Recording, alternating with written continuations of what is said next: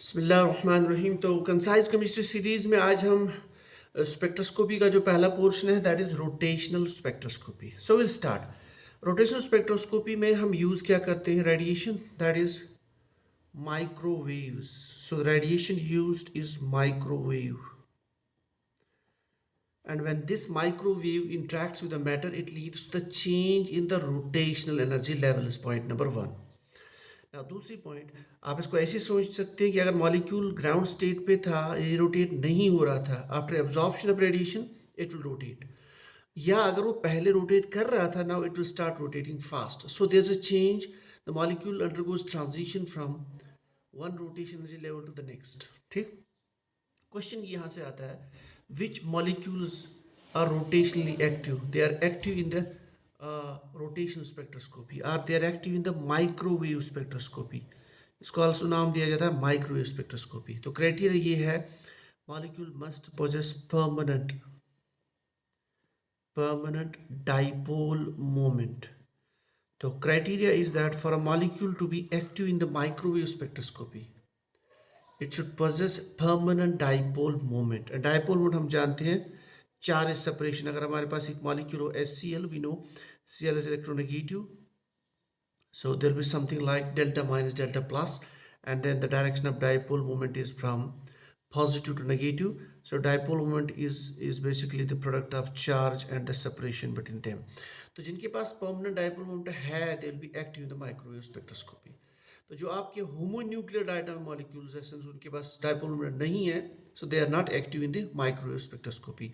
So all the heteronuclear diatomic molecules are active in the spectroscopy, यानी active in the microwave spectroscopy. ये तो point number one. उसके बाद question आ सकता है that is the types of molecules.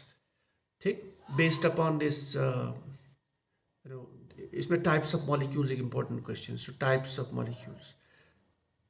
Of molecules normally there are three types of molecules. एक तो है we call them as spherical top. Second type of molecules, that is your asymmetric top, and then we have symmetric top.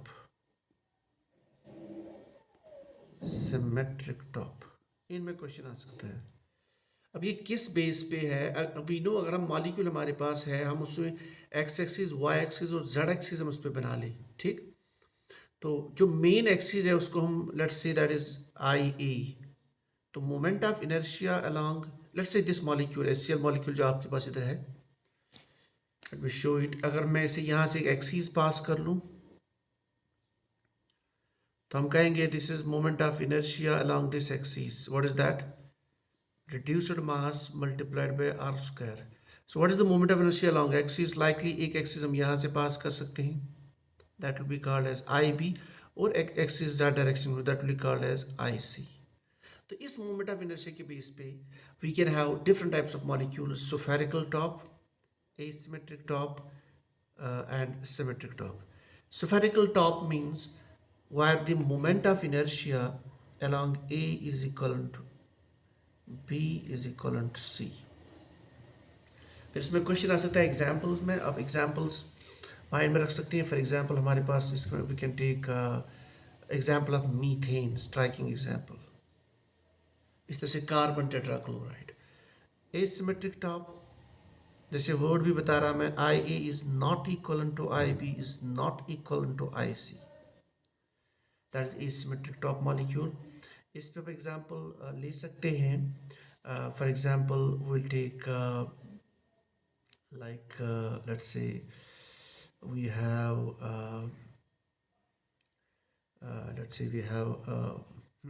water molecule or vinyl chloride.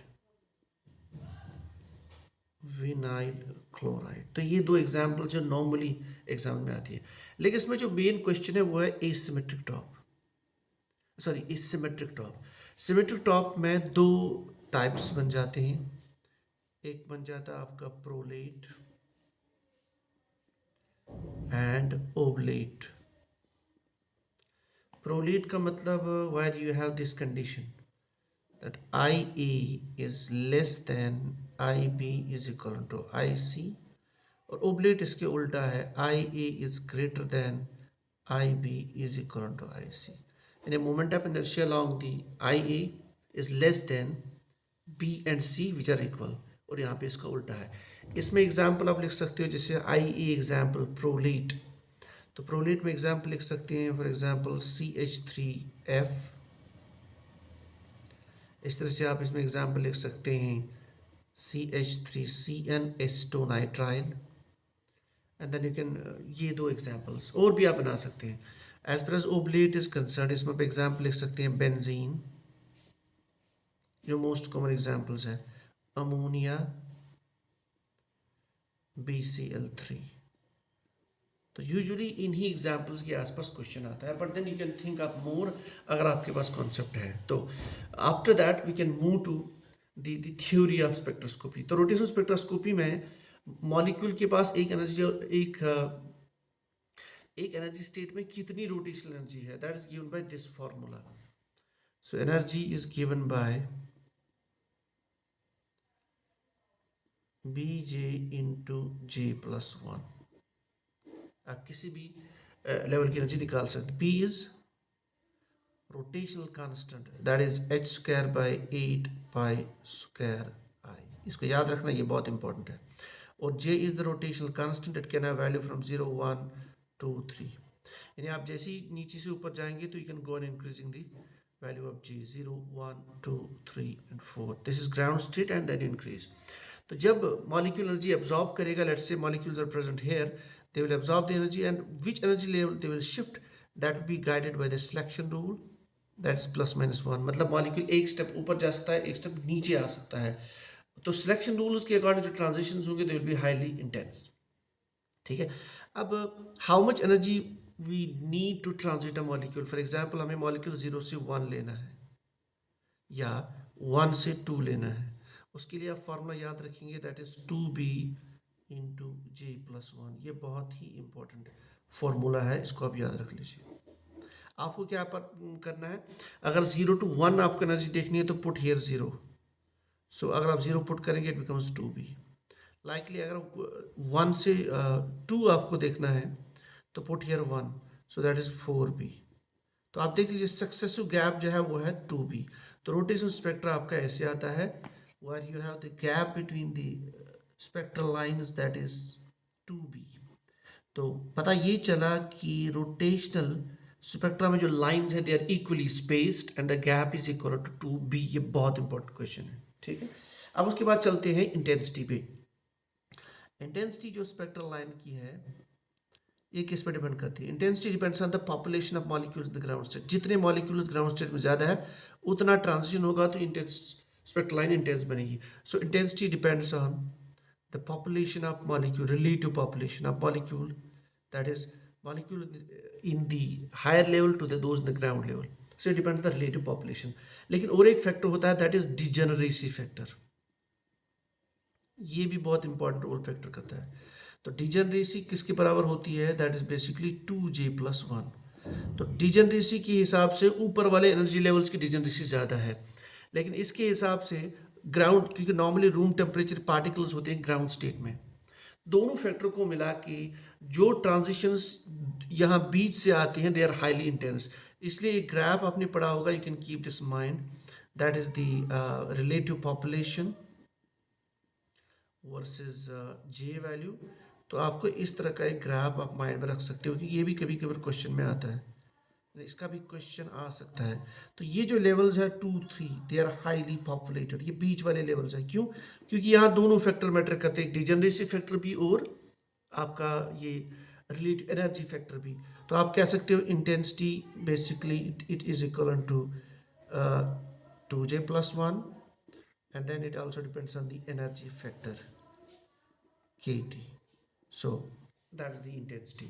उसके बाद जो last point आ सकता है that is the isotopic effect. Isotopic effect, isotopic effect means for example आपके पास दो molecules है CO और इसका 12 और दूसरे का कार्बन 13 आप ले लो, तो इनमें स्पेक्ट्रा में क्या फ़र्क होगी। सिंपल सी फॉर्मूला जो हमने ऊपर देखी है, इस यहाँ से दैट आपका जो बी वैल्यू है that is inverse related to I, and I is related to reduced mass by this formula. So B is inverse related to reduced mass. तो यहाँ किसका मास, जिसका मास ज़्यादा होगा उसका बी वैल्यू कम होगा। इसका मतलब जिसका बी वैल्यू कम है उसकी energy levels they are crowded. तो आप कह सकते हो कि जिसका मास ज़्यादा होगा उसकी एनर्जी लेवल्स के बीच में गैप कम होगी, और जिसका मास कम होगा उसकी एनर्जी लेवल्स के बीच में थोड़ी गैप ज़्यादा होगी। Now what is the application of this rotation spectrum? Main जो इसकी application that we can determine the bond length of molecules. तो ये है जो एरिया जहाँ से आपका क्वेश्चन आ सकता है इस लेवल पे, because will not be asked इस लेवल पे, आपको एडवांस्ड तो आएगा नहीं। So this is these are the area जहाँ से आपको रोटेशनल स्पेक्ट्रोस्कोप में क्वेश्चन आ सकता है। Thank you.